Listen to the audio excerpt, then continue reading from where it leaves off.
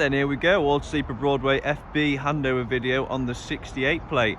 So we'll walk around the outside initially, just go through some bits with you. So obviously pulling the vehicle up straight away, first thing we want to do is get it plugged in. Obviously we have got solar power on here that's going to feed some power into those leisure batteries if you are wanting to do some wild camping. But if we're going on a campsite, we need to get this hookup lead plugged in. Not only is that going to charge them batteries up for us, but it's also going to power the high powered systems such as your boiler, your heating system, and obviously the countertop plug sockets, the fridge and things like that. Now just down from there you've got a water fill up point. Now that's there, basically you've got an internal pump system on this vehicle. So what we can do, similar to a caravan, we can plug into that and put a submersible pump and a barrel on the floor with a wild camping kit that you can purchase online. Obviously on the alternate side of the vehicle you do have your usual hose pipe point to fill up the water tanks, but that's just there if you're a bit of an avid wild camper and you can get a big massive water butt on the floor that you can suck water from. Down from that you've got your gas fill up for the LPG system. So to undo that you push in, twist left, and quite literally you fix onto that, push it in, twist it round, obviously pull the lever down and let the gas fill that up. Now if you've not had one of these before, I would advise going on YouTube and just having a look at a few videos on how people have done it in the past. Your max viewpoint just there is there. So basically what you'll find is some campsites have a satellite dish, and on your pitch you'll have a plug-in to get onto the satellite as well. So what you'll need is a satellite cable plugged from there onto the post that's on your pitch with your hookup point in your satellite point, and then your TVs internally and your TV points will all be then connected up to the campsite satellite. So we've got water fill if you want to be wild camping, gas fill, satellite point and hookup point. Just below there, down at the bottom here, we have the fresh water tap. So you've got two onboard water tanks, approximately 95 litres each. Your fresh water and your wastewater, the grey one's just at the back there. Now when we're done with the vehicle we need to drain all the water off, so these are the 2 points and 2 taps we're going to turn to get all the water out of those fresh water tanks. Now we also need to drain the boiler, but I'll be showing you that when we get inside. So emptying the fresh, just that blue tap there, and then to empty the waste, just this grey tap back here, and I'll show you how to operate that obviously when you arrive to collect your vehicle. Now once you go to the toilet, everything you do in the toilet ends up in this cassette. The flush tank off the toilet is fed off that fresh water tank, so once you fill up your fresh water and you've got your water pump on, you'll be able to flush regardless. There's no separate tank for your water flush. To remove, blue lever, lift up, pull back, grab the handle on top as we always do, and then we can remove it out. You can see it's got wheels because this aluminium lever swings around and you can put it like a suitcase. To empty it, between your feet, spin the cap off the end like so. The cap is also a measuring beaker. I don't know if it'll focus on that very well, but it says 75mm, 30mm, and I think it's best part 120mm. You put your blue liquids in there. So once you've took your cap off, you tip it forward, empty the cassette out, you put your blue liquids in this cap, and then you shove it in just like that, spinning it on nice and tight and spinning it back round. Now that is your toilet cassette emptied, refilled with your blue liquid, and then what we want to do is push it back in until we see that blue lever click just like that. And now that is your toilet cassette changed and ready to go. Round to the back you've got your bike rack, obviously very self-explanatory. These bits here you press to loosen off and then pull tight.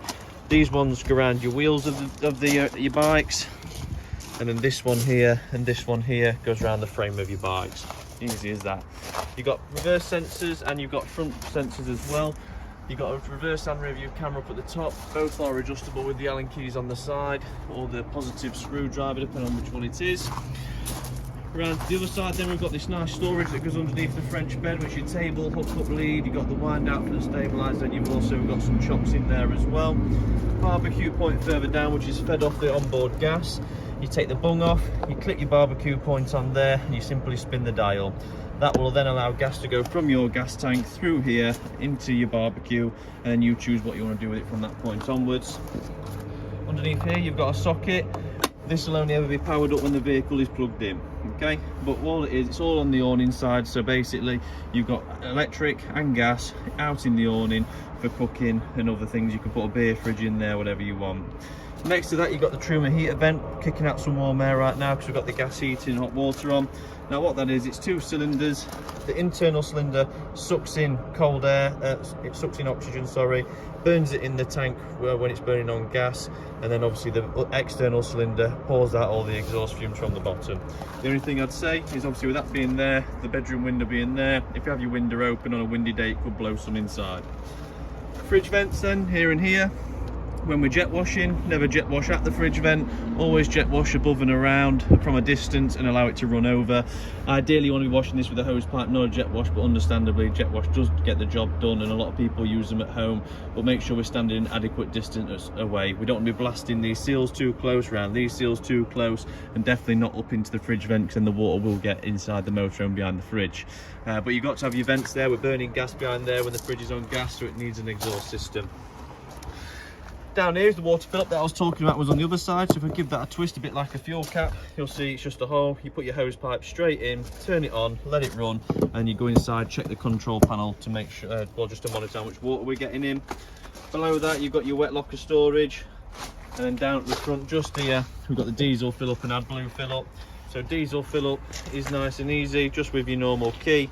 So if I get the ignition key out, flick it round, push it in, spin it left, remove, make sure it's set in nicely, then turn the key right, and that's locked in. AdBlue is just a twist and pull.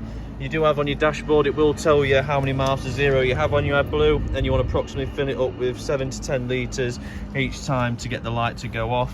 Once you've filled it up with AdBlue, you will need to drive the vehicle for a number of miles. I think it's averaged between 15 and 30 in order for the sensor to pick up it's filled up and reset. To get underneath the bonnet, try opening that up, that'd be a good help. Open it up, just there, pull on that lever, and that's going to grant you access under the bonnet. You got your Autosleeper weight plate just on the side there, nice and clean, ready to go. So externally, that's about it. So you've got your water fill up, your gas fill up. You've obviously got emptying the toilet cassette, draining your fresh water and your wastewater. We've got the external electric and gas on this side as well. Your heating vent, you've got a locker down at the back for storage, wet locker at the front for storage, diesel fill up behind the passenger door with your AdBlue, then access to the bonnet is just in that passenger doorway. One thing I would say is when we're storing the vehicle over winter or even in summer for a long period of time and not using it, we always, at home we've got a motorhome as well obviously, and we put the elasticated overshoes that you typically have to wear on factory floors and things like that, we put them over this vent here just to stop it, stop any dust and things getting in over the winter period, dead leaves, you name it, all that, spiders. So we just wanted to obviously stop things crawling up there that could cause any blockages, as it is an exhaust. So the second it feels like it can't get the air out and it's struggling, it will bring up a fault, because again, it is exhaust fumes. They don't want them coming back in the motorhome. So if it picks up any identifier that it thinks it's not getting all the air out, it will kick up a fault. Okay. Control panel's nice and easy. So this is on sleep mode. Press any button to wake it up. So straight away on the screen we've got leisure battery levels, so 13 volts in leisure battery, how many amp hours capacity is left in the battery, how much solar is getting put into the vehicle at this point, and how much ampage draw we're putting on the battery. So we're using 5.5 amps of power. So obviously, you know, you can just do the math and work out how long you've got left. If you go the other way, let's have a look. You got your vehicle battery. So it's showing the voltage in the middle there, so 13 volts in the vehicle battery, leisure battery as well. Fresh water tank, so you've got your water levels as well. So what that's saying is we've got 50% fresh water, we've got 25% in the waste tank, so we'll be able to show you them draining when you're here. Wrong way.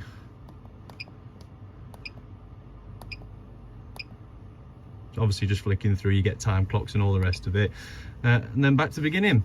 If you click on that, it's not doing anything there, no. So next one along, water pump on and off. So click that button, that's going to turn your water pump on and off. This one here should do the lights over the front, just like so. This one there does the light outside. This one's day and night mode, so if you turn that on and off, you could got battery swap. So we can go into vehicle battery now, look, so click vehicle battery, and it's showing how much is in there. But now we're because we're actually plugged in, we're actually charging the vehicle battery as well. And they're actually going through it to some power, some lights. So it's a good little backup there. So if you ever run out of battery in your wild camping, you can just flick it onto vehicle battery, and there you go, you got power. I'll just turn all these lights on, ready for you coming today. Right as well, don't we? Yeah, so vehicle battery swap there, click it again, back to leisure battery as you can see.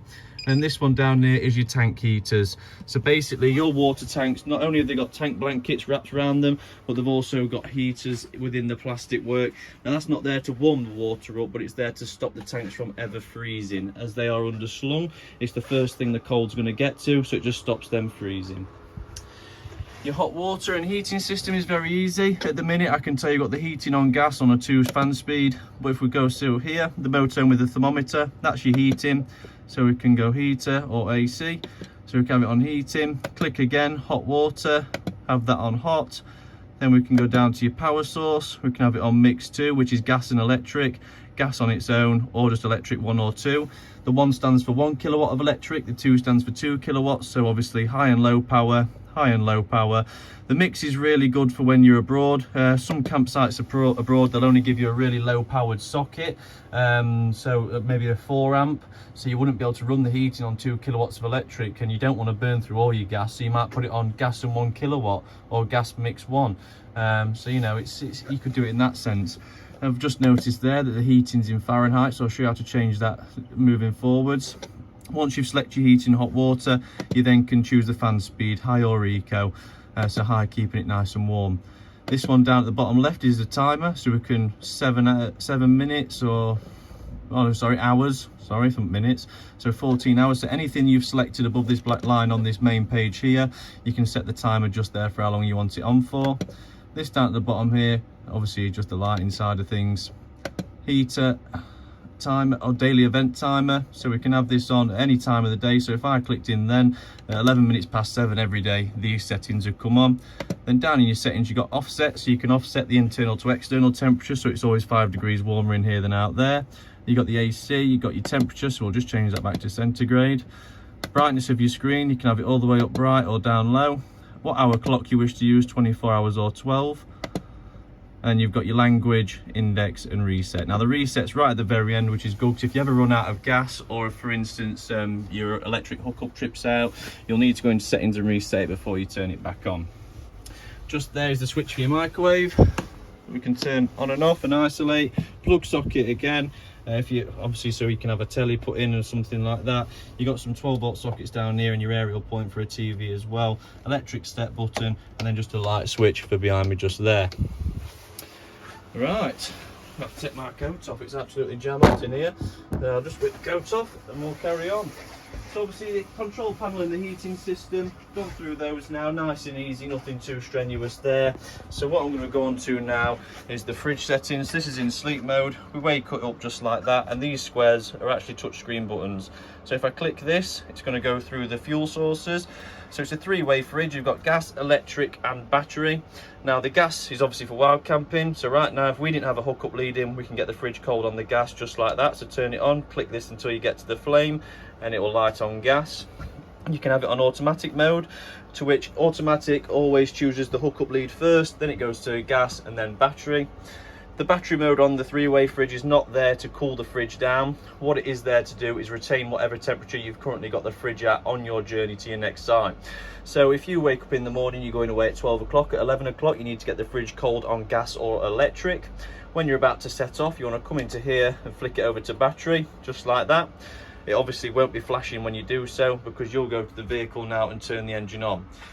If you've had it on the hookup or the gas before, like so, whatever temperature it's got down to before you put it on battery, once you put it on battery and start driving, the vehicle and the fridge will maintain whatever temperature it is at until you get to your next site or wherever you choose to stay.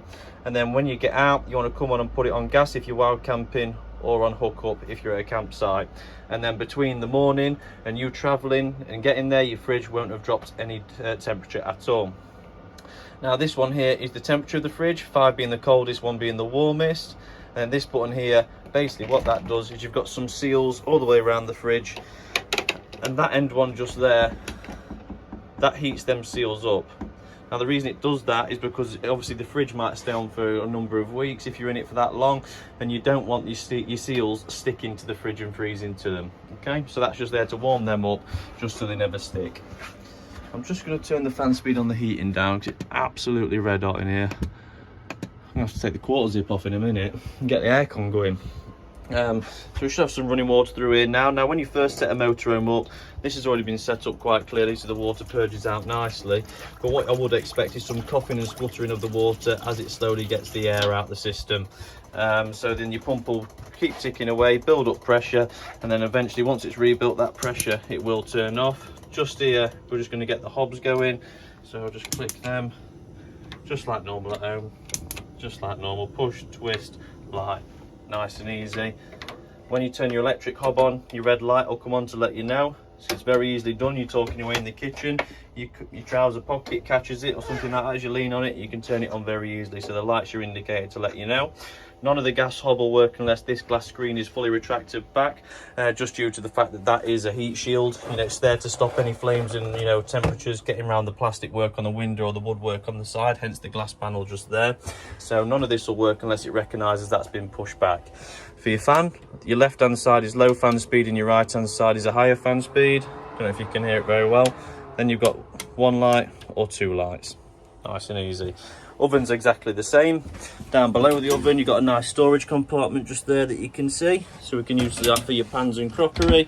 We've got plenty of cupboard space in the kitchen, little kitchen roll holder just there, drawer, habitation aircon remote, extendable worktop underneath there as well, cutlery drawer, and then down at the bottom, oh, I've been in here, kitchen roll holder, already been in that one. Above the kitchen space, got your wine glass holder and your bottle holders in there. Down to the right, all your crockery from Water Trail. Above these ones, got nothing but storage. You've got individual lights here that I think are they switchable from the bottom. From the side, you've got a little switch on the side of them just down there. Turn them on and off. Nothing in that one. Same with the reader lights, little switch on the base to turn them on and off. And then obviously in here you got your Truma iNet box just there. Now what that's there to do is, so basically you can download the Truma iNet app and you can connect your phone to this heating system just here so that we can power it all off of our phone. And down to that, I even mean the air conditioning unit. You can power the aircon unit from the power of your phone. This is here for your satellite system, so I'll just plug that back in. It's your antenna booster just there. Obviously you've got a TV antenna on top, and that's how it all joins through. Open that up. That's your table holder. I think the table's actually still under the bed at the back. I'll just check in this cupboard up at the top before we get there. Nothing in there. So if I lift the bed up now, because this is where we're going to drain the boiler off, so we're nice and warm under there. If I lift that up, what you'll see is you've got your boiler just here. Truma Combi 6, it's the best one on the market that you can get and the most effective. And just down there, if I change it to 1x zoom, you'll just see that black thing with the blue topper. That's your boiler drain valve. So to drain your boiler, turn there, and you've just seen that blue button pop out. Just turn it to stop it. You want to turn it back and push in that blue button. Now the reason it's that shape and size and everything else is because it's an automatic cut-off valve. So basically, if underneath that bed gets to anything less than 3 degrees centigrade, it's going to automatically drain your boiler. The reason it does that is because less than 3 degrees and water is liable to freezing. Now your boiler doesn't want water to freeze inside of it, because if it does, when water freezes it expands and it can crack the inner casing of the boiler. So that's why it automatically will drop itself out. But every time you're done with the motorhome, we need to drain that boiler so that we're not getting calcium deposits build up in the tank, bad smells in the tank, which is why you can have smelly running water come through. So that's why we need to drain it out, just like we do with the grey tap at the back on the driver's side rear and the blue tap in the centre of the driver's side as well. So between that and that, they all need to be open and drained when done using the motorhome every time. Now your aerial's just in here, so to get the best picture on your TV, you need to twist that clamp, push your aerial up as high as you can, tighten it up like that, and then obviously you're going to get a better picture because your aerial's higher up. In addition to that, always remember to pull it back down. So what we do is we've drawn a black marker pen line for when it's down, so if we open the wardrobe and we don't see the black line, we know the aerial's not down. You got your Wi-Fi box just there, so you do need to take this off and put a SIM card in the back of it, so it will come off of the wall. I think it's on Velcro, so quite difficult to get it off. Put a SIM card in the back of there, obviously pay your tariffs on it, and then you'll get internet and you'll be able to connect to it. And I think the Wi-Fi is actually on the back of it as well. It is magnetic, so you can stick it to here, and this is just your booster again for your TV aerial system. You've got your hanging rail in there for your clothes, pop-up table, all your carpets are in there as well. Nice, stored away nicely, which you might find you might end up taking them out and putting them in at home. So first aid kit that comes with a vehicle. Thinking there's just some bits to do. Let's have a quick look. Just got a little plug-in in there. That's a Milenko locking device kit that the previous owners left in, so we left that in for you. In your washroom, we've got the extractor fan going away like crazy. I'll turn that off for you, hang on. Well, in fact, I'll turn it off in a minute, see if you're finding the switch. Nice little light switch up there. LED mirror light on the left-hand side. There we go. Just gets the extractor fan going. But yeah, running water in the back, nice and nice. It'll be getting warm now, pretty much. Turned the boiler on when we got in. This is here to let you know your toilet cassette's empty. When it's full, it will change colour. To flush your toilet, you need the water pump turned on your control panel. And you push that button, the water will come through. Pretend that's a wee. Now to get rid of the wee, we get the grey lever and we push it towards the shower cubicle. Once we're done, we pull the lever back to close it back off to stop any smells coming up. And we're not using the toilet, I just face it to the left to make a better walking space getting into the washroom. Plenty of storage in here. Obviously got this down so we can show roof lights in there. But yeah, nice place to be. Nice place to be. Obviously with your air conditioning, you need to turn it on first and foremost. So they do take a little bit to start up. And then obviously what you do, you've got your modes on the left, so heating, auto, ventilate, cool. Then you've got your fan speed, slow, medium, high. Temperature, 16 is the lowest it'll go. We can warm it up to I think like 28. And then if you pull that up and take it out its holder, you can put timers on, settings, Wi-Fi, brightness and everything else. But nice and easy to use, to turn off. Click it and eventually it will turn off. You can also power all of this through your TrueMariNet system, which is why you see that's turned to a snowflake now and it's not on heating anymore. So if I go into here, click that from the AC to heater, and then I can select the temperature up to 30 like so, and that has instantly turned off the aircon unit, and now the heating will slowly come on. Nice and easy, guys, nice and easy. But I'm looking forward to having you over. I hope you enjoyed the handover video. I hope you find it informative and instructional. Just to finish off the handover video, in the front you've got your fuse board down there with some very familiar switches which are on your control panel as well. It's just a secondary to it. If these are all lit up, that's good. If they're unlit, it's because you've switched them off. So they're just like isolator switches. You've got your main circuit fuses in there, just like you'll see at home. And then in here, you've got all your inline 12-volt fuses. Always good to carry a pack of those around with you on your travels. You never know when one might go. Lifting the bench up, you've got some great storage under there and your leisure battery under there. You've got your water tank heater switch as well, so that will need to be on in order for your tank heaters to work. Obviously, I ain't got them switched on the control panel, so if you turn them on the control panel, just make sure you turn that switch on afterwards, as again it's another isolator. And underneath this one you've got nothing but storage that I'm sure you'll fill up in no time. But I hope you've enjoyed the handover video. The only thing I've not gone through is the cupboards in the back. Obviously there's nothing in there, but all these lights are touch, so we can turn them on and off nice and easily. But great motorhome, you're going to love it, I know you will, and I hope you get much use out of it is what I think you will. But yeah, enjoy it guys, and hopefully it's not the last we see of you. Take care.